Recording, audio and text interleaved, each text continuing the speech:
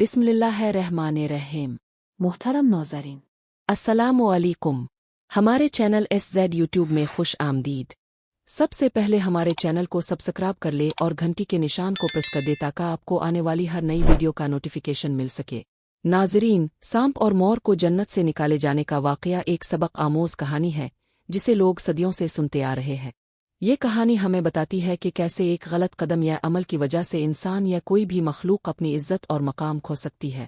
कहा जाता है कि जब अल्लाह ताला ने हज़रत आदम अलैहिस्सलाम को पैदा किया और उन्हें जन्नत में रहने की इजाज़त दी तो जन्नत एक पुरसुकून और खुशियों भरी जगह थी। अल्लाह ने हज़रत आदम अलैहिस्सलाम और हज़रत हव्वा को जन्नत के तमाम फलों और नेमतों से लुत्फ़ अंदोज़ होने की इजाज़त दी, मगर एक दरख्त का फल खाने से मना फरमाया। अल्लाह ताला ने ये हुक्म बतौर आज़माइश के दिया था ताकि देखा जाए कि हज़रत आदम अलैहिस्सलाम और हज़रत हव्वा अल्लाह की फरमाबरदारी में किस कदर पुख्ता है। इब्लीस, जो अल्लाह के हुक्म से हज़रत आदम अलैहिस्सलाम को सजदा करने से इनकार कर चुका था, जन्नत से निकाल दिया गया था। वो अल्लाह के इस फैसले से हसद और गुस्से में भर गया था और इसने अज़्म कर लिया था कि वो हज़रत आदम अलैहिस्सलाम और उनकी नस्ल को गुमराह करने की पूरी कोशिश करेगा।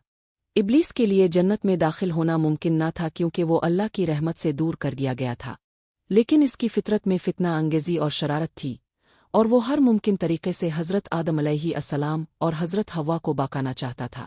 कहा जाता है कि इब्लीस ने जन्नत में दाखिल होने के लिए एक मंसूबा बनाया। इसने देखा कि जन्नत में सांप और मोर दो ऐसी मखलूक़ात हैं जो निहायत खूबसूरत और अहम समझी जाती है। सांप की जल्द चमकदार थी और वो निहायत फुर्तीला और चालाक था। मोर की दम खूबसूरती से सजी हुई थी और इसकी आवाज़ में ख़ास कशिश थी। इब्लीस ने सबसे पहले सांप को अपने फ़रेब में फंसाने की कोशिश की। सांप इसकी बातों में आ गया और इब्लीस को अपने जिस्म के अंदर छुपने की इजाज़त दे दी। इब्लीस ने सांप के जिस्म के ज़रिए जन्नत में दाखिल होने का मंसूबा बनाया।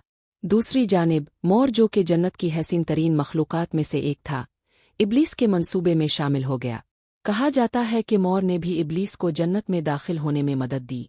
इब्लीस ने मोर और सांप को ये यकीन दिलाया कि वो जन्नत में हज़रत आदम अलैहिस्सलाम और हज़रत हव्वा को एक अजीम राज बताने आया है जो उनके फ़ायदे में होगा। इब्लीस ने सांप के जिस्म के अंदर छपकर जन्नत में दाखिल होने में कामयाबी हासिल की और हज़रत हव्वा के करीब पहुंचा।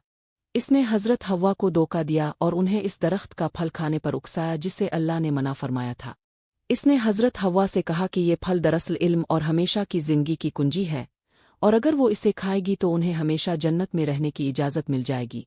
हज़रत हव्वा इब्लीस के फ़रेब में आ गईं और उन्होंने इस दरख्त का फल खा लिया।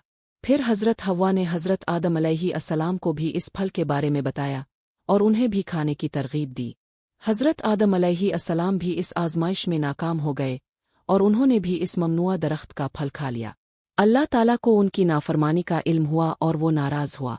हज़रत आदम अलैहिस्सलाम और हज़रत हव्वा को जन्नत से निकाल दिया गया और ज़मीन पर भेज दिया गया ताकि वो अपनी नाफरमानी का कफ़ारा अदा करे और अपने गुनाहों की मुआफ़ी मांगे।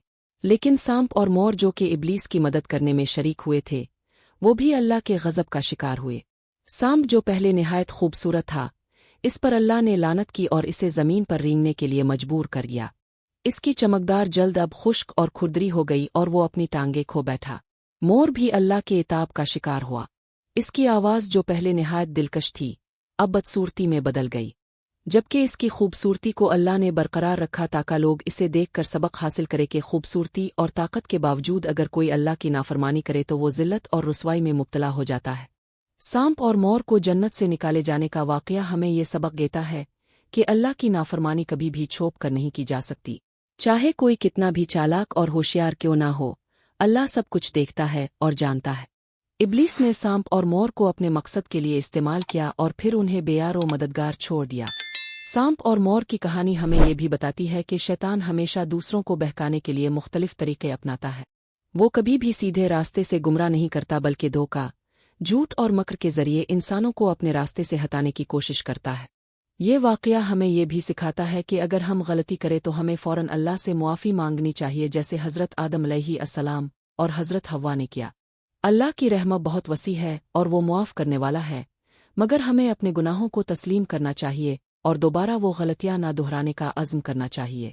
सांप और मोर की सज़ा भी इस बात की निशानी है कि जो लोग अल्लाह की मुखालफत में काम करेंगे उन्हें ज़रूर सज़ा दी जाएगी, चाहे वो कितने ही खूबसूरत, ताकतवर या चालाक क्यों ना हो। آج بھی सांप और मोर को देखकर हम उनकी कहानी को याद कर सकते हैं और इबरत हासिल कर सकते हैं। अल्लाह ताला हमें सही रास्ते पर चलने की तौफीक अता फरमाए और हमें शैतान के फ़रेब से महफूज रखे। आमीन।